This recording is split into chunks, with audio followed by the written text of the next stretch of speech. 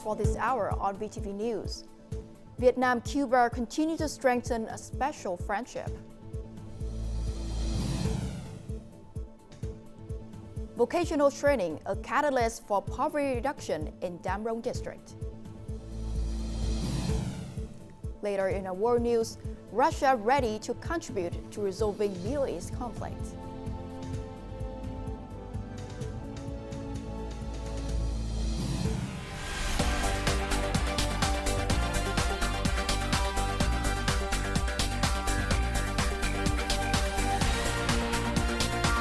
Broadcasting from Hanoi, the capital of Vietnam. VTV News starts right now. Good afternoon. It's now 3 p.m. local time and you're watching VTV News. I'm Thuy Linh, bringing you the latest updates. Now, Chairman of the National Assembly Trần Thanh Mẫn presided over a welcoming ceremony on Saturday morning for Esteban Lazo Hernandez, President of the National Assembly of People's Power and the Council of State of Cuba, who is on a working visit to Vietnam. The Vietnamese National Assembly chairman congratulated Cuba on the UN's passing of a resolution calling for an end to the U.S. economic and trade embargo against Cuba.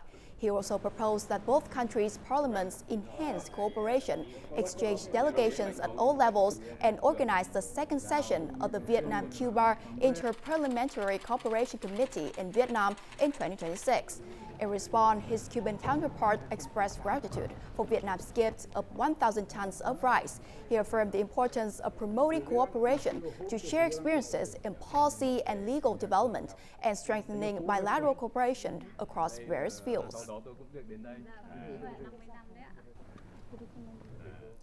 The semiconductor collaboration aimed at establishing a sustainable and resilient supply chain is a key component of the Vietnam-U.S. Comprehensive Strategic Partnership signed in September 2023. This partnership has opened the door for Pacific cooperative initiatives between businesses from both countries. A recent signing ceremony in Baltimore, Maryland, saw Vietnam's Xilex Electronics enter into a four-party memorandum of understanding with 3 U.S. partners. The agreement stipulates that Xilex Vietnam will provide electronic components and circuit boards to Practical Technologies, a U.S. company with manufacturing and distribution facilities. These components will make up roughly 80% of the machine's value. Practical Technologies will oversee quality control, assembly, and distribution, with plans to supply tablets to schools in Maryland. With strong commercial and financial partners, and our strengths in research and development, this agreement represents the model we envision for bringing Vietnamese intellectual products to the world. First, the relationship, based on respect, based on a sense of fraternity, a sense of kindness and love and understanding. And once that has been established, everything is possible. I'm very, very excited. We're very, very happy that Xilex is here. We met Xilex in Ho Chi Minh City in June, and June, July, August, September, 4 months. We've been able to get this done. Give us a year, you'll see much more. Founded in 1987, Practical Technologies is known for supplying components to various sectors, including pharmaceuticals, high-quality audio, and agricultural, industrial, and defense applications in the U.S. We're hopeful for a successful collaboration between Xilex and BTI. This will bring Vietnamese technology products, specifically Vietnamese laptops, to the U.S., and in return, will serve the Vietnamese market. Vietnamese electronic products are widely available in the U.S. retail market, though most are currently assembled rather than fully manufactured domestically. This partnership opens opportunities for Vietnamese companies to increase their domestic production value and strengthen their position in the U.S. electronics supply chain. The total export turnover of agricultural, forestry, and fishery products in the past 10 months have reached nearly $52 billion, a 20% increase compared to the same period last year, according to the Ministry of Agriculture and Rural Development. There's been a significant rise in export value in product groups, such as seafood, up by 12%, forestry products up by nearly 20%, and agricultural products up to nearly 26%.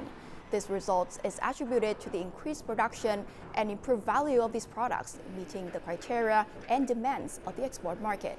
If exports reach $5.5 billion in each of the coming months, Vietnam's total export value for agricultural, forestry, and fishery products this year could hit approximately $62 billion, the highest level ever recorded. The fourth quarter is always considered a crucial phase for export production sectors. Now it serves as the final period for sectors to meet annual business goals and for signing new contracts for the upcoming year. Businesses report that the outlook is quite positive this year, and they are striving to maintain this stability for next year. This year's fourth quarter is regarded as the peak production period for export-oriented companies, particularly in the textile and footwear sectors. This garment company has recorded an increase in year-end export orders by 10% compared to the same period last year. These orders exceed the company's production capacity by 15%. The recruitments meet only around 30% of what we need. We focus on production and find ways to increase productivity with the current workforce to fulfill the volume of orders, which exceeds our capacity. While the situation looks good for the end of the year, the outlook for early next year remains uncertain for many businesses. Many customers are waiting until the end of November to finalize orders for the first quarter of next year. This situation stems from market demand in the U.S., especially in the last months of the year. The country has seen an increased demand for essential goods in preparation for the holidays and the year-end, as well as the need for importers and distributors to stockpile inventory. This is particularly important as the U.S. presidential election takes place in early November. Vietnamese products have the advantage of reasonable prices and guaranteed quality. Many major global brands are shifting to Vietnam for production orders. However, to fully capitalize on this trend, companies need to strengthen their internal capacity. We need to apply technology in management. We must switch to using automated equipment, which will not only improve labor quality, but also stabilize product quality and increase productivity. This is currently a weakness of our companies. Next year, foreign markets will implement additional regulations on imported products. For instance, manufacturers will need to report their emissions. More broadly, products will need to ensure sustainability from the source in order to be exported. The mountainous districts of Khánh Sơn and Khánh Vĩnh has received support from Khánh Hòa province to install free Wi-Fi. This initiative aims to increase internet usage and digital interaction with the government among ethnic groups. 22 community centers, cultural houses, and many homes in the area now have free Wi-Fi. Currently, 100% of schools in the district have implemented electronic tuition collection systems. Moreover, all healthcare facilities have introduced online payment systems and are adopting electronic medical records. Localities across Vietnam, from bustling cities to rural villages, are embracing digital transformation. The shift centers around three pillars: digital government, digital economy, and digital society. A strong foundation of digital citizens is key to this transition, empowering people to better understand and apply technology to enhance productivity. A story from the villages of Hà Tĩnh province offers some inspiring examples of these changes. Many residents in Phu Minh village are integrating digital technology into their work and lives. Gardens feature QR codes that, when scanned, display comprehensive information about the garden owner, production processes, and fertilization. This transparency reassures consumers about the quality of local produce and helps farmers reach more buyers. With QR codes, people trust our clean vegetables more, so sales are better. QR codes are now used not only in gardens but also in rice fields, enabling easy traceability of origin, production processes, and growing area codes. This modern approach to farming extends to surveillance cameras in the fields, which stream data to the village cultural center. Digital payment habits are also gaining popularity. with many stores in Phu Minh Village displaying QR codes for convenient cashless transactions.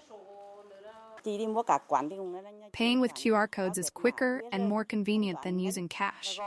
It's become a habit. At the Public Administration Center in Ky Phu Commune, improvements in infrastructure and essential services have enabled citizens to submit applications online through the National Public Service Portal, streamlining procedures and eliminating wait times.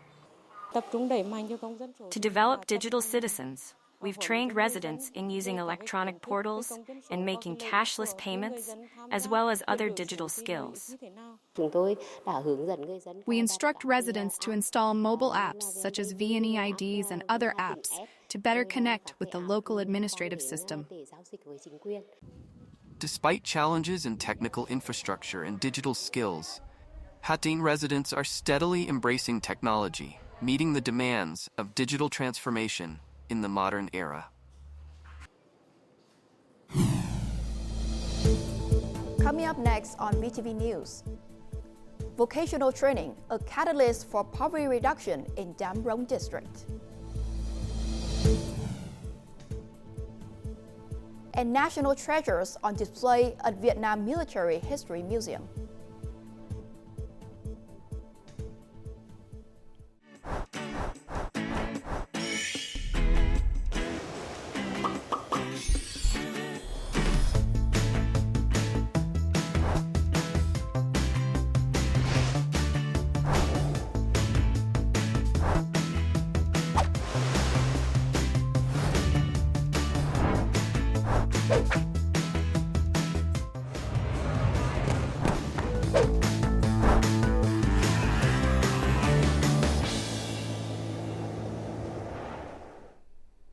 Welcome back to VTV News. This time of the year marks the rainy season in central Vietnam, and many mountainous areas in Quang Nam province have experienced dangerous landslides. In Hano village, Hiệp Đức district, a crack has appeared, posing the risk of a landslide that could bury the entire village at any moment.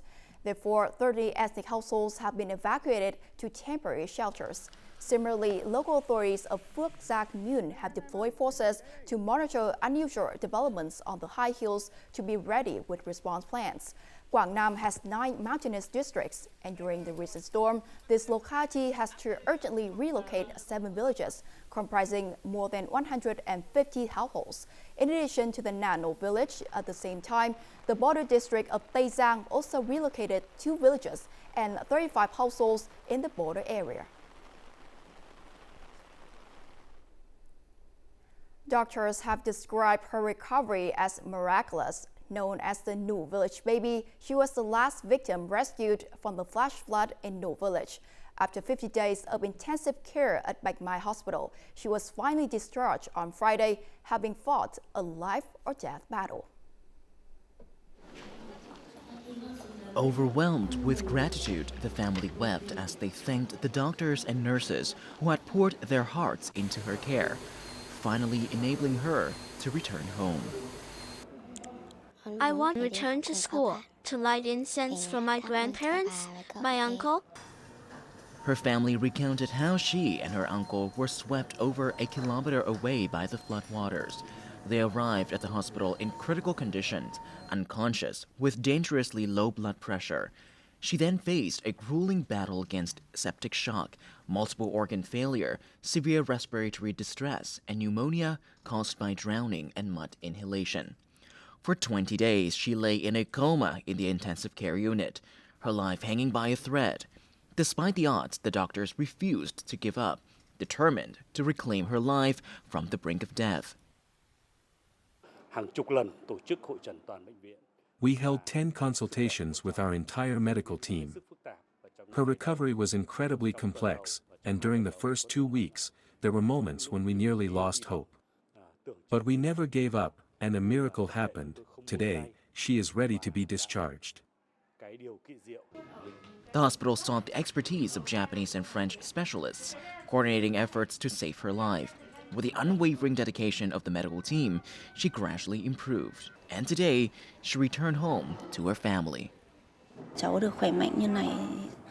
My daughter is doing better now. I am incredibly happy and grateful for the doctor's efforts in helping my child recover.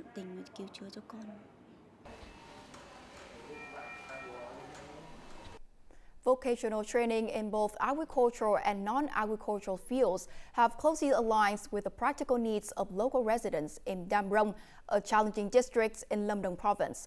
With over half the population being ethnic groups, the district is reaping substantial benefits from long-standing vocational training programs. More to follow.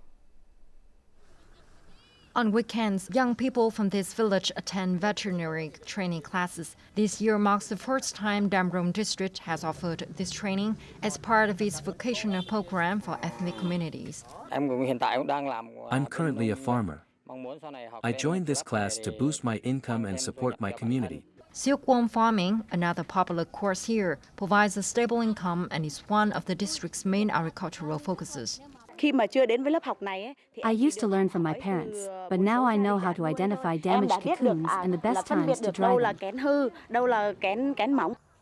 Between 2022 and 2024, Đam Rông district allocated over $118,000 from 3 national target programs to organize 51 vocational training classes covering agricultural and non-agricultural skills for nearly 1,000 ethnic students. Graduates gain certified vocational skills and can apply their new knowledge effectively in daily life. With this training, workers can improve their skill sets. We will continue to provide support through national program funding so residents can access resources, improve their quality of life, and reduce poverty. Nearly all graduates have secured stable jobs with decent incomes, significantly contributing to local poverty reduction efforts.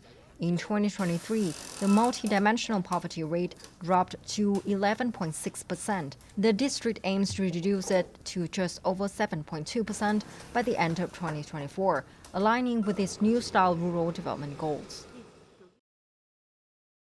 The 11th Northeast Ethnic Culture, Sports and Tourism Festival officially kicked off on Saturday morning in Lạng Sơn province. The Ministry of Culture, Sports and Tourism organized the event in coordination with the People's Committee of Lạng Sơn province and 7 other northeastern provinces, including Vĩnh Phúc, Thái Nguyên, Cao Bằng, Bắc Cạn, Bắc Giang, Hà Giang, and Tuyên Quang. The festival theme, Northeastern Culture, Identity, Integration, and Advancement, showcases many exciting and unique activities that highlights the spirit of unity among ethnic groups. A key highlight will be the opening ceremony taking place at 8 p.m. tonight, November the 2nd, in Hùng Vương Square, Lạng Sơn City. The festival will run until November the 4th. The Hano International Film Festival will take place next week from November the 7th to 11th. This event aims to honor high-quality artistic films showcasing outstanding creativity from both international and Vietnamese cinema. A total of 117 films from 51 countries and territories will be featured, selected from over 500 entries. Among the main activities, there will be an exhibition titled Vietnam's UNESCO-recognized heritage, experiencing through cinema footage. Additionally, outdoor film screenings and meet and greets with movie stars will be held at Hoàn Kiếm Lake walking streets for 3 nights. The Vietnam Military History Museum in Hanoi officially opened its door to the public on November the 1st. Among the museum's collection of over 115,000 artifacts are 4 highly significant national treasures. More to follow. One of the centerpieces in the exhibition is the MiG-21 jet fighter, prominently displayed in the museum's main hall. This storied aircraft, numbered 4324, flew an impressive 69 combat missions and downed 14 American aircraft. Alongside it is another MiG-21, numbered 5121, which participated in the 1972 defense of northern Vietnam and recorded 5 American aircraft shutdowns. This veteran radar operator recalls his service in the 361st Division during the intense 12-day Điện Biên Phủ in the Air campaign. I was on the front lines, guiding the air forces and coordinating with artillery and other units. Seeing these artifacts again brings an overwhelming sense of pride. On the night of December 27, 1972, Pham Tuan, piloting MiG-21 number 5121, shot down a US B-52 bomber. This achievement marks a milestone in air defense history, as the Vietnamese People's Air Force became the first in the world to bring down a heavily fortified American aircraft previously thought to be untouchable. Another notable artifact on display is the tank that entered Independence Palace in 1975, symbolizing the liberation of South Vietnam and the country's reunification. Of these 4 national treasures, 3 are currently on view. The museum has chosen not to display this paper-based map, as it requires careful preservation after more than 50 years. The map is undergoing special conservation to ensure it can be shared with the public soon. The Vietnam Military History Museum continues to showcase its rich array of historical artifacts and records, offering visitors a deeper understanding of Vietnam's proud military heritage and the country's journey through pivotal battles. Cat Ba Island was significantly affected by Typhoon Yagi, incurring nearly $27.7 million in damage. However, it has gradually recovered and welcomed more tourists. According to Agoda, searches for bookings in Cat Ba, along with Hano, Sapa, Hà Giang, Hạ Long Bay, and Hải Phòng, from August to October increased by 4% compared to last year. Cat Ba National Park is a top destination for many tourists visiting Cat Ba. The park's trails and trekking routes have been cleared after the typhoon to welcome visitors. Its stunning natural scenery and unique intact ecosystem continue to draw a number of international travelers. It was sad to see all of the broken trees from the typhoon, but I can imagine from our guides telling us about how it used to look, being overgrown all the way across, and it was a really, really nice trek across the island. Lan Ha Bay, known as one of the world's most beautiful bays, continues to be a favorite destination for tourists after the typhoon.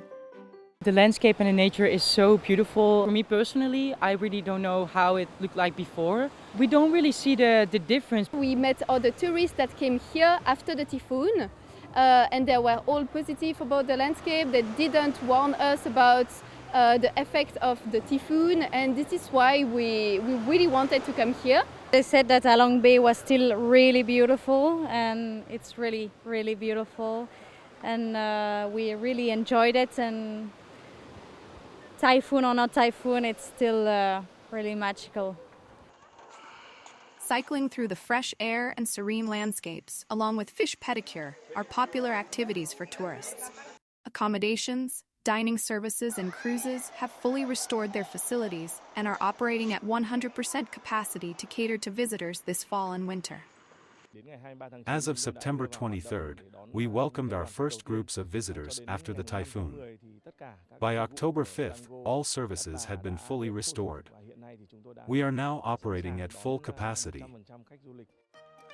Data shows that Cat Ba Island welcomed more than 285,000 visitors in October, generating around $10.9 million USD in revenue from food and accommodation services. By the end of the month, the island's tourism industry had reached 90% of its visitor target for the year. Coming up next in our world news, Russia ready to contribute to resolving Middle East conflict.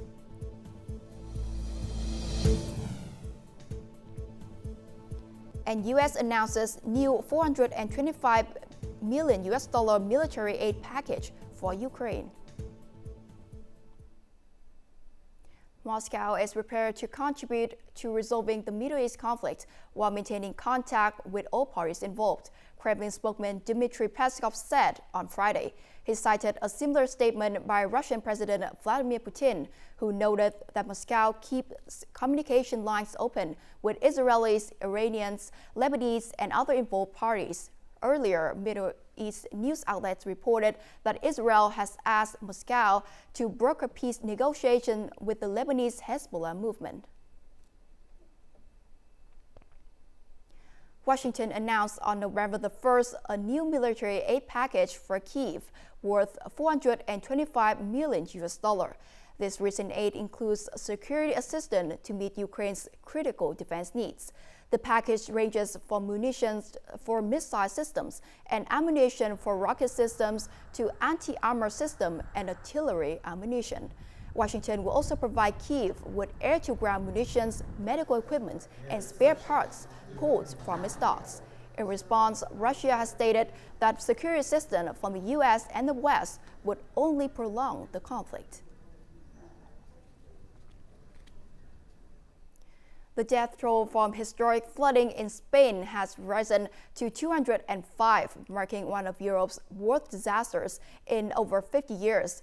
Authorities warn the fatalities could increase further as isolated regions remain inaccessible and the number of missing persons is still unknown. More than 1,700 soldiers and emergency responders are searching for bodies and possible survivors. About 75,000 households remain without power, and firefighters are siphoning fuel from submerged cars to keep generators running. Some areas have been without water, food, or electricity for 3 days, with many roads and railways cut off.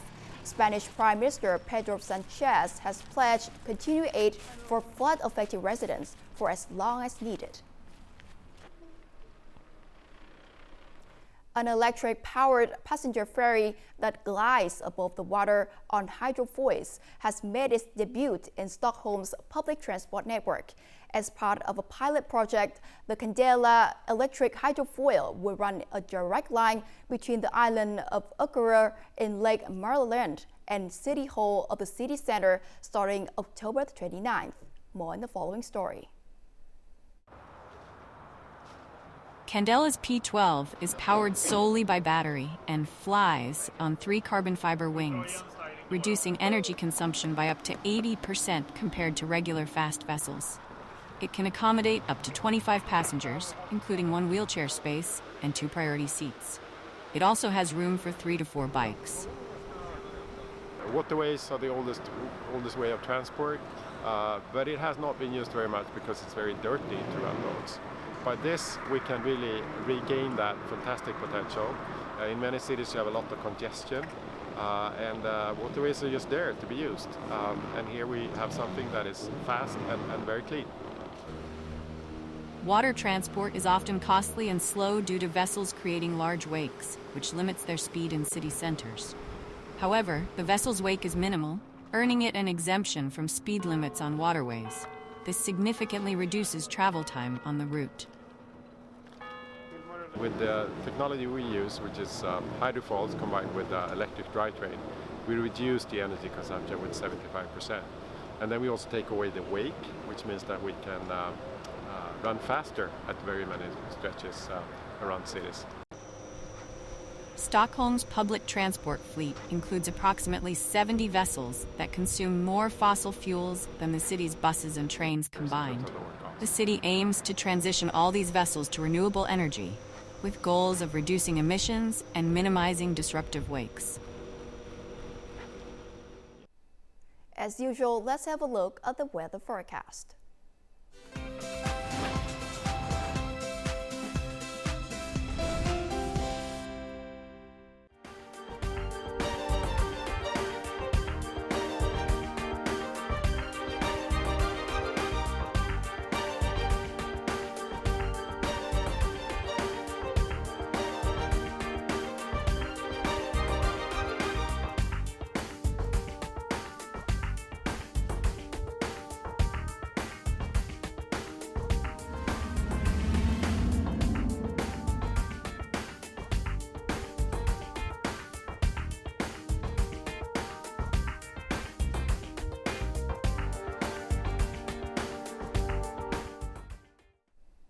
And that's the end of VTV News. To rewatch our program, you can download VTVgo from App Store or Google Play or visit our YouTube channel, VTV4Go. Thank you for watching and goodbye for now.